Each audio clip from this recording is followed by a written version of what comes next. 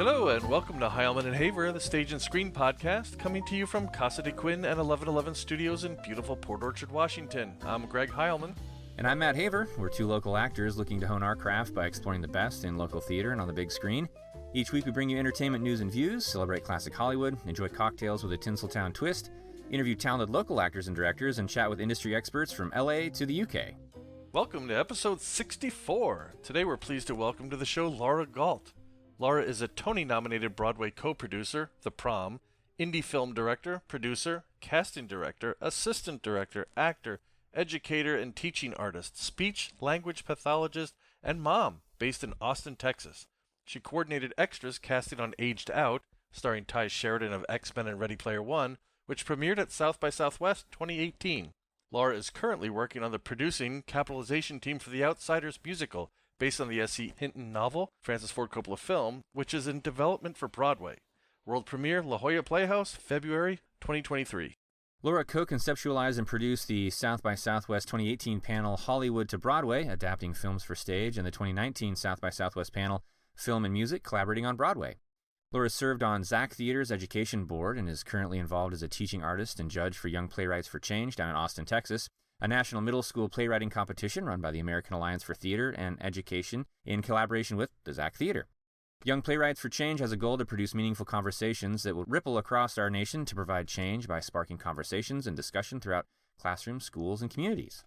Laura has also worked in Los Angeles at International Creative Management as an associate publicist for Nancy Seltzer Public Relations, was a part of the publicity team for Julia Roberts, Nicole Kidman, Kathy Bates, Placido Domingo, Rob Reiner, and Jonathan Demme's acclaimed film, Philadelphia. Laura was also Julia Louis Dreyfus' assistant and worked for Burt Reynolds Productions. In college, Laura interned for Senator David Boren.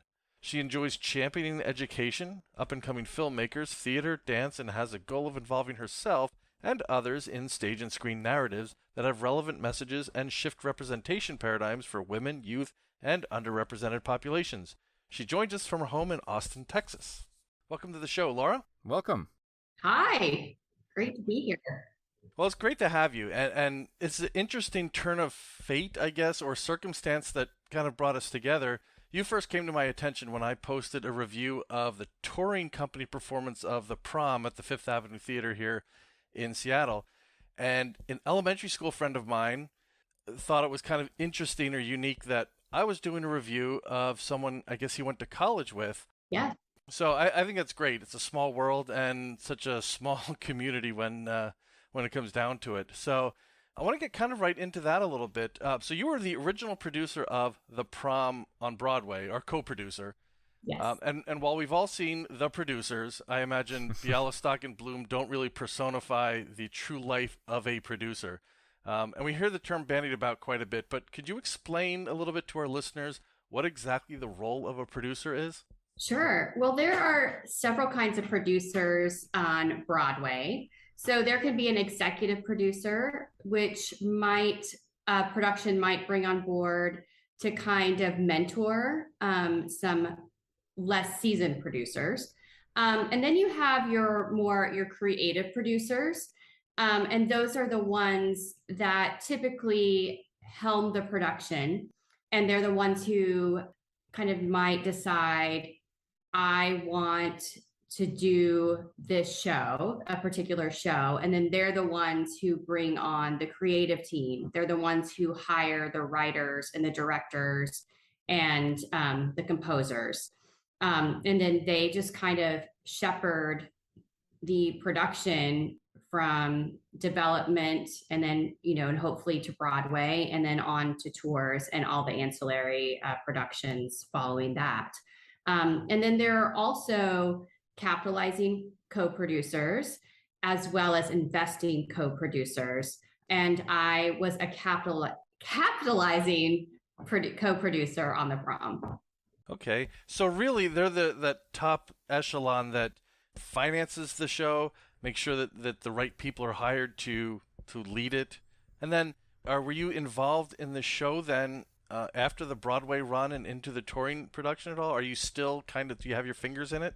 Yeah. So once you are a capitalizing producer, or even if you're an investing producer or an investor, you always have the opportunity to be involved in any of the ancillary or subsidiary productions that follow Broadway.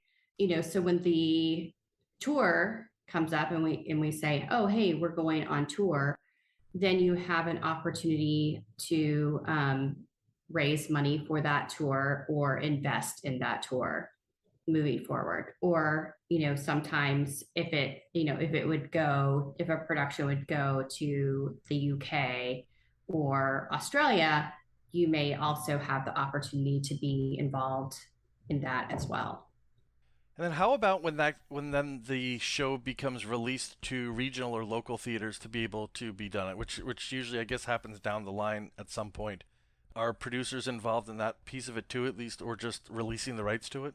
Yes, they are. So if you become an investor on like we call it kind of the mothership on the Broadway production always kind of owns a piece of that kind of ancillary income. So when it does go to regional theaters, they will get a piece of those rights that are kind of sold for them to use it. Does it work the opposite way as well? I think of like a show like Mrs. Doubtfire, the musical that launched here at the Fifth Avenue in Seattle. Will the original production team go from Seattle to Broadway, or do they hand that off then to the big shots in New York? Well, typically when a show does its pre-Broadway run in Seattle, like that Broadway production team is already in place. So Okay. yeah, so like the designers, costume designer, production designer, they're working on that, and that's their goal, is to get it to Broadway. So when you saw it in Seattle, you had that Broadway production team there. And now, how much creative control? Now, you talk about kind of being the puppet master, putting all the people in place, and then the financial element of producing. And maybe this varies from situation to situation or show to show, but do certain producers take more involvement in the creative side, like say casting? Is that something they always necessarily hand off to someone else, or is it kind of a case by case? I think it really depends on who your lead producer is, how much control they want to have. But typically, your lead producer will be the one who's kind of that creative producer, will be the one who's bringing on that creative team. But typically, they do hand off the decision making to the director and the choreographers who they want to hire. And stay at that 30,000-foot level. Right. I'm curious if someone was in it. Now, you have a vast background in all elements of the performing arts, theater, screen. If someone's interested in pursuing production, what is a path that you would recommend that they take? Is there? I mean, I'm sure there's no linear path. You've done casting. We've talked to casting directors. There's no degree for Right. casting directors. How did you get started? When did you fall in love with theater, and then what put you on the path to producing, and what could our audience take from that as far as folks who are interested? Well, I've always loved performing in theater, probably since I was in preschool. I think my mother signed me up for dance when I was in preschool, and I just continued dancing, and then in middle school became involved in musical theater, and then have always been involved in theater throughout my life. And I became involved with Broadway and producing on Broadway because I had a colleague who was capitalizing for the Prom. And I met the lead producer through her and just started asking questions. And they offered me a chance to become involved. Isn't that always how it works, right? Friend of a friend in the right place at the right time. Yeah. So I feel really lucky and blessed. And, our lead producer on the Prom was Dori Berenstein. And so she really wants to help elevate other women. And it was just really a privilege to be involved with her. And then the colleague that helped open the door for me as well. Oh, that's great. Now, do you suggest, so if let's say there's two podcast hosts in the Seattle area who are interested in becoming producers, and we don't have any experience with that. We've got experience in some aspects. We're kind of late to the theater game, so to speak. Matt and I just really got involved in theater probably within the last 5-6 years, but kind of producing shows and having some creative control over what we see at our local theaters is something that we're interested in. What would you recommend to us or anybody else to go out and learn? Is it just being in there and then just saying, hey, I want to just take ownership of something and diving in? Well, yeah. I mean, I think if you want to produce something locally for theater, I think it's choosing the show that you want to produce. First of all, like, is there a show that you're like, oh my gosh, I want to put it on stage?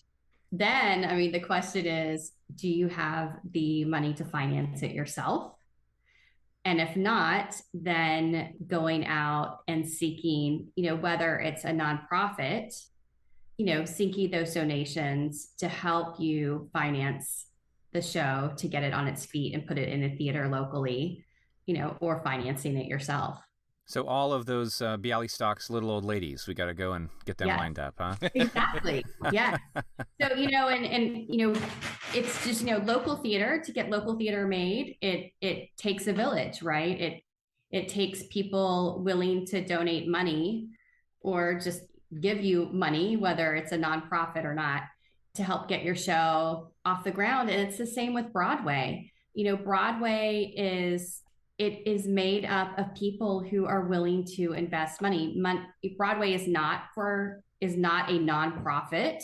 It is for profit. So if you are investing in Broadway, it is an investment. It's a high risk investment, but there's a chance that you can make your money back, or there's a chance that it might be a donation, and you get a write-off, a K-1 write-off. So I always tell people who want to invest on Broadway or who are interested, like, I really feel like there has to be an altruistic reason why you are investing, or, a personal reason why you're investing. Maybe it's you really believe in the message that the play or musical is sending out to the audiences.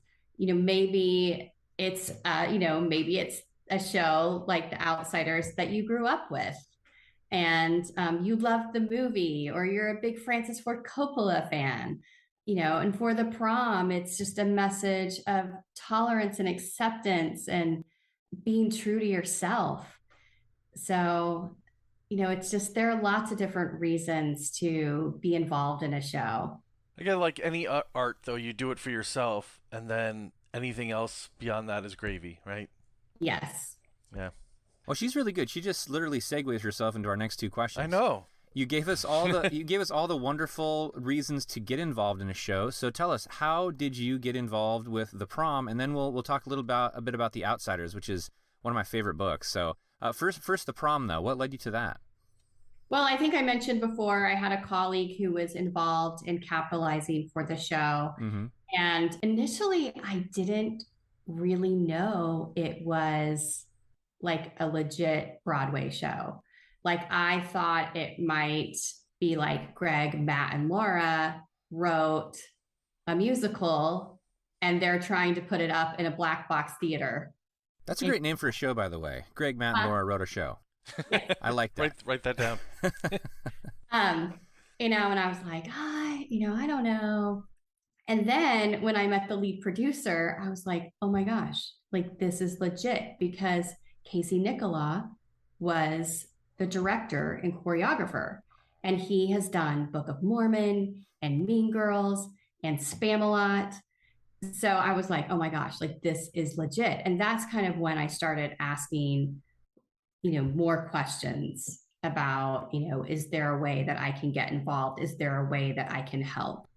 And, luckily they opened that door for me. That's a great question to ask in, I think, probably at any level of theater. What can I do to help? People are going to snap you up right away. Yeah. Theater always needs money, right? So.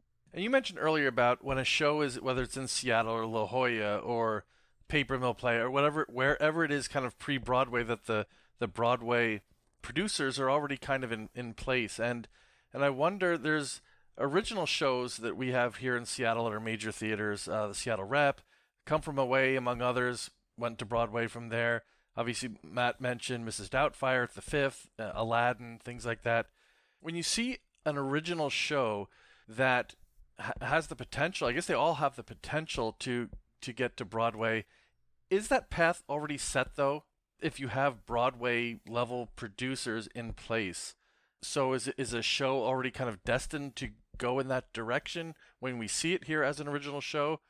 Yeah, I mean, I think if you really have those higher level Broadway lead producers in place, you can typically make the assumption that the goal is Broadway.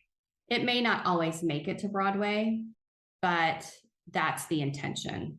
And they're working to get there. You know, Seattle is such a great and incredible launching spot for those potential Broadway shows. That's why you see so many pre-Broadway runs there or world premieres in Seattle, because they just know it's a great launching spot for it. And it's a respected place to have those pre-Broadway runs. So if you're looking at the credits and you see, oh, like this person has been involved in multiple Broadway shows as a producer, you can kind of think, oh, wow, they're really hoping to get it to Broadway.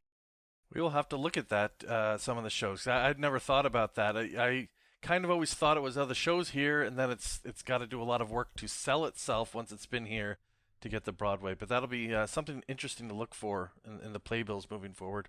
Yeah.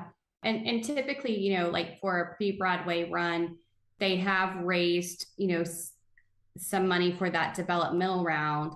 But then their hope, like if they get good reviews and good feedback, you know, and then hopefully they can get like the Broadway theater owners there to see the show, that, you know, a Broadway theater owner is going to want to offer the show to come into their theater.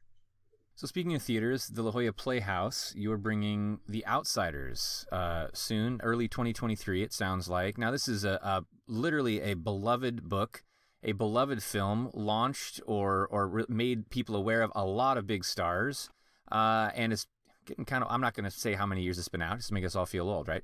But what has the process been like for you going backwards now, which I think we're going to talk about here in a few minutes, but taking maybe a book to theater isn't that much of a stretch, but now book to film and back to the stage. What has that process been like, and what drew you to The Outsiders?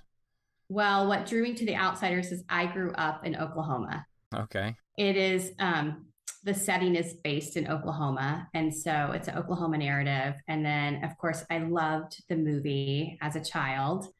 And then also the composers, two of them are there from Jamestown Revival, Zach Chance and Jonathan Clay. They are from Texas. And so I was like, oh my gosh, like, well, the message of The Outsiders is incredible. It has an Oklahoma connection and it has a Texas connection, and it's working to be developed for Broadway. So that's really kind of what initially like piqued my interest, because if you are involved with the show and you are investing in the show, or you are raising money for a show, it really has to be something that you believe in. There has to be something that's tugging at your heartstring to be involved. And, and The Outsiders did that for me.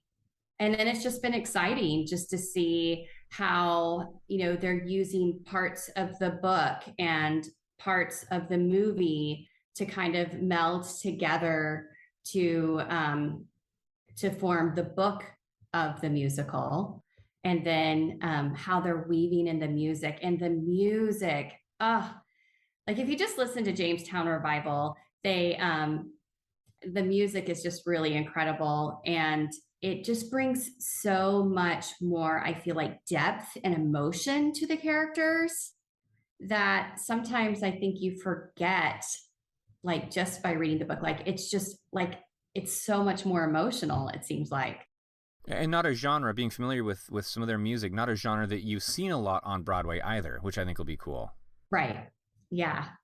So, it's really exciting just to see like the creativity. Yeah, the musical aspect is interesting. Now, we've talked on our show, had a number of guests where we've talked about taking things from the stage to Hollywood. old musicals that premiered on Broadway, making movies, what the challenges were, who did them right. We kind of want to flip that on its head, and in the context of The Outsiders and a panel that you produced at South by Southwest around bringing Hollywood to Broadway, what are the, and especially from a musical as well, what are the components to a successful transition from Hollywood to Broadway, whether it's just the film to the stage and then adding music, that's another layer altogether. And then who's done it right? Oh, wow. Well, I think Mean Girls did a great job. I mean, we have Moulin Rouge that's on Broadway right now, which is just really an immersive experience. And then, I think most recently Mean Girls, and you even have Mrs. Doubtfire as well. And Tootsie was recent too. But I think Mean Girls is one of my favorites right now, one of the current ones right now. Yeah, there's some that lend itself when you see the Disney taking their films, which are already musicals, and then moving them to the stage, and they make them more complex and more layered and add to the stories. Aladdin's a great example of what they took from the movie, and Lion King as well. But then you take something like Mean Girls or Freaky Friday a few years ago, where you add the musical element to it as well. I imagine is that extra challenging, or does that give the playwrights and the music composers a chance to just have a little bit more freedom and add some depth to the story through song? Yeah, I think it probably depends on the product that you're involved with, and how much control do like the original creators want to have in it. Being a composer, like how much freedom does the composer have? I'm sure I'm not involved with Disney, but I'm sure Disney has very specific things that they want to see and hear in the music. So probably the composer has to do a lot of rewrites, and like even with Mean Girls, I mean, Tina Fey's husband was, involved in writing the music, but I'm sure they just had like such a ball, and challenges. I mean, it's always challenging to create something, but coming up with funny lines and rewriting things together. Yeah, I imagine because there's a certain, I guess the heart of the movie you want to make sure is still retained within the music, and to keep it, the same tone as Mean Girls, just the dialogue and the acting, and then keep that into the music. I'm sure is a process that is for those folks. I'm sure it's challenging and fun at the same time. Yeah, but I mean, of course, I'm a little biased, but I think adding music to a story just enriches it. Mm-hmm. Now, could you possibly be biased because of your very lengthy dance background? We want to talk a little bit about some of the other elements of your career. Is there anything that is specific in your background that has informed you or shaped your approach to producing? Any past experience that really has melded well with that? That's a good question. So, it's great to know all elements of of what goes into a show. Obviously doesn't hurt. Right. Yes. I do have kind of like the dancing and the singing and the acting background. So I think sometimes it just sometimes is really what feels good to me. I'm really kind of a gut, like what do I feel in my gut? Does it make me happy? Does it make me feel something? So I think that's where I am. I don't know if I'm necessarily like super critical. Of course, if like there's bad choreography, I'll be like, oh, that wasn't very good. But I do want good choreography, but the Prom's choreography versus the Outsiders choreography is completely different. Yeah. So the Prom is big and celebratory and athletic, and Outsiders will be very athletic too, but there's kind of some like more of like fight choreography and modern contemporary feel. Almost sounds like the West Side Story of its time, in a way. Well, people compare it to that, but it's really not. I think it's very different. Just because I feel like the stories, even though there is kind of like the gang relationship. It's really, Pony Boy's story about how do I kind of keep a positive attitude, and how do I persevere, and how do I move forward in times of adversity. Now, I'm curious, considering this was, again, a best-selling novel, and really a big hit as a film, and still a favorite, classic. Were you involved in the rights acquisition at all? That process for taking this on stage? Okay, so I was going to say that had to be a complex process in and of itself. That was our lead producers. So our lead producers, again, kind of that creative, handled that. Mm-hmm. And they are working with American Zoetrope on that. American Zoetrope, which is Francis Ford Coppola's company, right, is the lead producer. And I believe, they have been wanting to make this into a musical for a long time. And so they're collaborating with two other lead producers who have that experience of bringing shows to Broadway. Okay, interesting. Switching gears to another one of your facets of your multifaceted career is the educational aspect. You're a passionate educator and speech language pathologist, among other things. Can you tell us a little bit about your educational endeavors? Sure. So I am a speech language pathologist, and I feel like I just kind of I guess nothing really happens just for happenstance. But I was working in Los Angeles at the time, kind of pursuing that LA dream. And my mom got sick, and I had to move back to Oklahoma. And I thought, just what am I going to do if I move back to Oklahoma? I don't want to just go be an assistant somewhere. And my mother had always wanted me to get my master's degree. And one of my side jobs in LA was working with UCLA's Neuropsychiatric Institute. And I would go to health clinics in South Central LA and recruit people to be involved in an HIV prevention study. And there I realized I was really good at working with people, and people connected with me. And it was kind of had like an educational side to it, where we were trying to recruit them to become involved in a program to reduce risky behaviors. And so I just kind of knew when I went to get my master's degree, I wanted to do something that was kind of helping people and was maybe more social services related.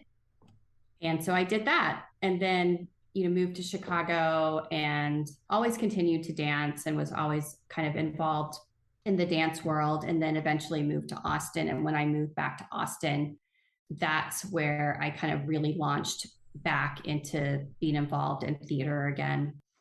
It's been a really great second career that's always been there to, help me provide for my family when I need to, and just give me that opportunity to kind of work with like the left hemisphere of my brain and the right hemisphere of my brain. And it's just been really a great kind of synergy for me. But I've been really fortunate to kind of meld my educational background with theater. So there is a theater in Austin called Zach Theater, and they have an incredible education program. And so I've been privileged to serve on the board of their education committee there, and then also be involved in a program called Young Playwrights for Change, where they encourage middle schoolers to write a play, and there's usually a prompt, and it's kind of has a social message. So, like one year it might be about bullying. So I've been privileged to be involved with that as a judge and involved in reading plays. And then I'm also a founding member of the Lake Travis Film Festival, and I helped develop their young filmmaker program. I think the life skills, that can be learned from, public speaking, comfort in front of a crowd, just relating to people, working as a team. All those things are found in the arts. And I work in education as well during the day. And it's funny, you talk to teachers and they say, I could never do that. I could never go on stage in front of someone. I said, what do you think you do every day? And there's just so many parallels between the two. You've got to be able to hold the attention of a crowd. And on the flip side, for the students, there's just so much to glean from that. We have a lot of local theaters here in the Puget Sound area that do summer camps. And to see these kids come in brand new, so shy, and to come out after 2 or so weeks with a completely different outlook, and you just never know what switch that's going to flip for those kids and what that might mean for them down the road. Yeah, you never know. And even for Young Playwrights for Change, for these kids that write a play, I mean, it can be cathartic, because some of them actually write about real life stories. And then, we take those plays and the finalists and we actually do readings, and they get to hear it with real actors. Yeah. And sometimes it's just so touching what they create. They're so smart. What an amazing experience for them to be able to hear that brought to life like that. Right. Well, this has been extremely informative and educational, and we're really glad that you joined us. Before we let you go, one more question.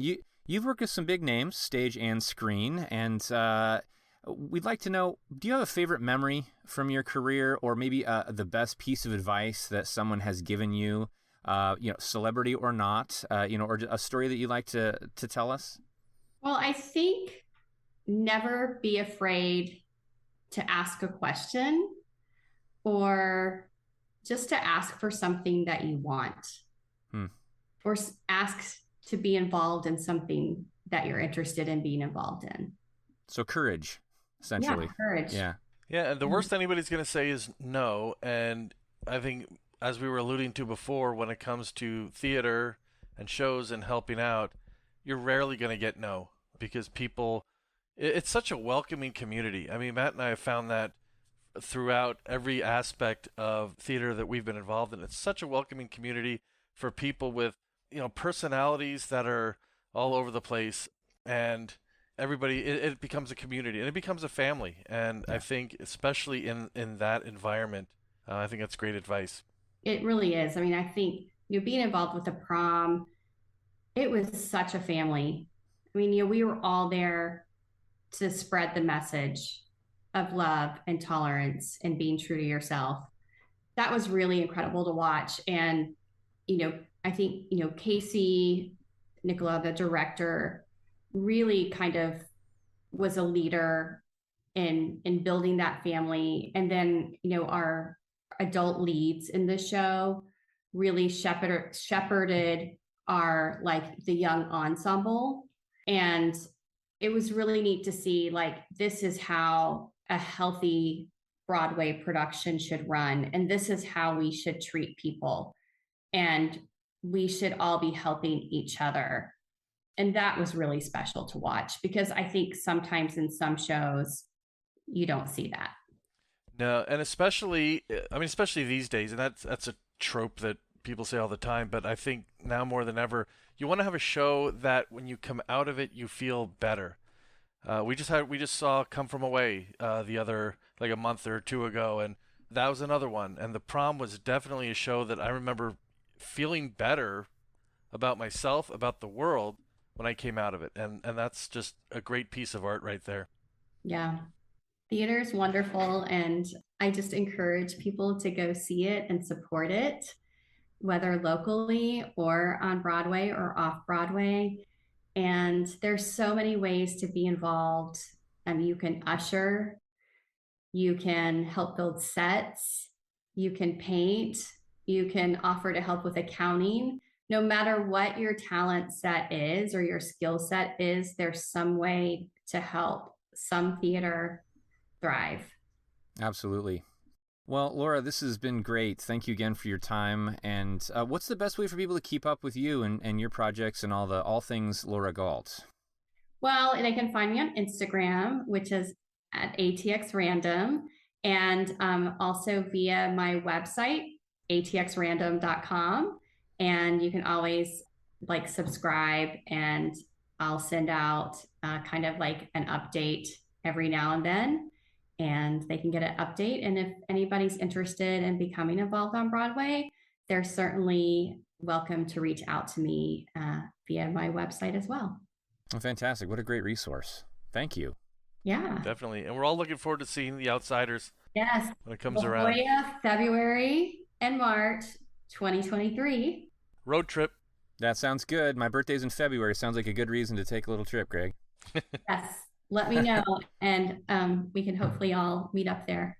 That'd be great. Well, until then, Laura, thank you so much. Best of luck with all your endeavors. And with The Outsiders, we're excited to see how that goes. We'll be watching closely and hope to talk to you again soon. Well, thanks. Thanks for having me on the show. I really appreciate it. You bet. Our pleasure. Thanks. Thank you.